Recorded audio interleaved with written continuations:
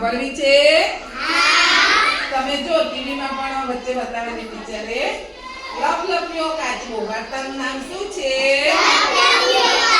ચાલો કાચબાભાઈ કોને જોયા છે? કાચબાભાઈ ડુંગર પર રહે ને? ઓ હા, ક્યાં રહે કાચબાભાઈ?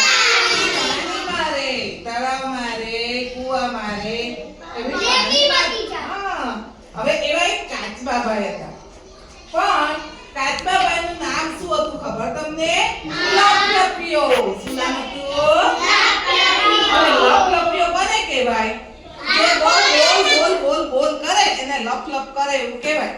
તો આ કાચબાભાઈ તળાવમાં રહેતા હતા, પણ એમને બહુ જ બોલવાની તે વાતમાં બોલ કરે આખો દિવસ. એટલે બધાએ એનું નામ શું પાડેલું? લપલપિયો. હવે આ કાચબાભાઈ તો તળાવમાં રહે અને એમને કોઈ વાતો કરવા વાળું ના મળે ને તો પણ એકલા જ વાતો કરે. એકલા બોલ કરે. હવે એકવાર એવું થયું કે માન સરોવરથી બે હંસો આવે. કોણ આવ્યો?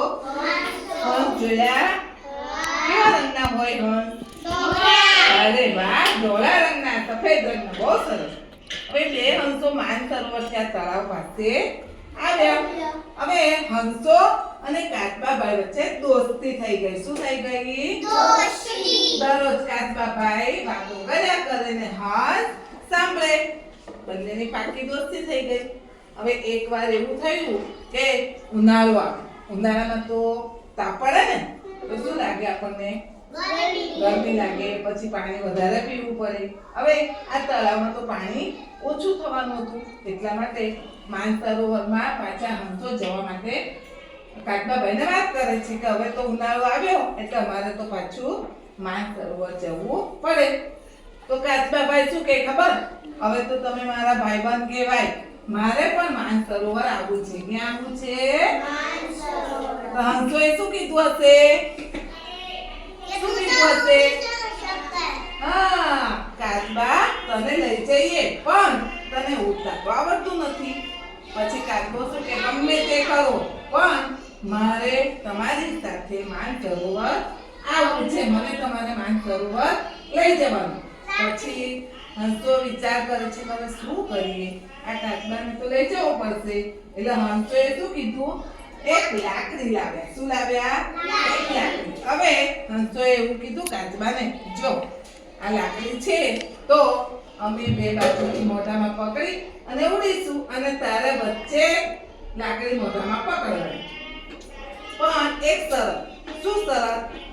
તારે કઈ બોલવાનું નહીં. જો તું બોલશે તો નીચે પડી જશે. કાચબો કે મને શરત મંજૂર છે, હું બોલીશ નહીં, પણ તમે મને લઈ જાઓ. જો ચિત્ર છે અહીંયા જોજો. હા, સરસ મજાના બે હંસ લાકડી લઈને ઉડે છે અને વચ્ચે કાચબાભાઈ છે. જોઈ લો ચિત્ર બરાબર દેખાય છે બધાને?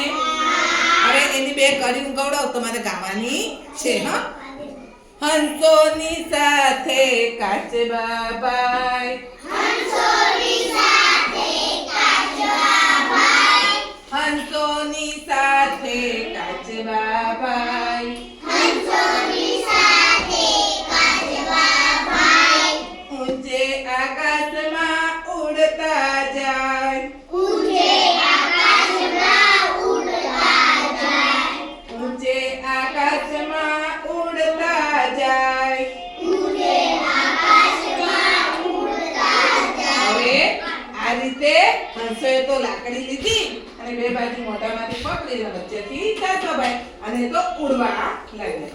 ઉડતા જાય અને ત્યાં બધા નીચે નદી આવી, ડુંગર આવ્યા, પહાડ આવ્યા, સમુદ્ર આવ્યો, કુવા આવે ને ગામ આવ્યું. હવે ગામના લોકો તો જોવે આમ કરીને, અરે આ તો જોયું કે કાચબાભાઈ ઉડે છે હંસોની સાથે. લોકોને તો નવાઈ લાગી, જોવાની મજા પડી. એટલે લોકો તો બધા દોડીને એકબીજાને બતાવે, જો એમ કે કાચબાભાઈ ઉડે છે. હવે આ બધું કોણ જોઈ ગયું? કાચબાભાઈ જોઈ ગયા. એટલે કાચબાભાઈને એમ થયું કે આ બધા મારી મજાક કરે છે. એટલે કાચબાભાઈ વિચારે કે મારે આ લોકોને કઈ કહેવું છે. એટલે કાચબાભાઈ તરત ભૂલી ગયા. પછી એમણે તો મોઢું ખોલ્યું અને કંઈક કહેવા જતા હતા એટલે શું થયું લાકડી છૂટી ગઈ અને કાચબાબા તો રખ લઈને નીચે પડી ગયા. હવે એમના રામ રમી ગયા. તો આપણે પણ વગર કામનું વધારે બોલવાની ટેવ પાડવાની નહીં. જરૂર પૂરતું બોલવાનું, વધારે બોલાય તો કાચબા જેવી હાલત થાય. પડી ખબર બધાને? ચાલો તાળી પાડી દો.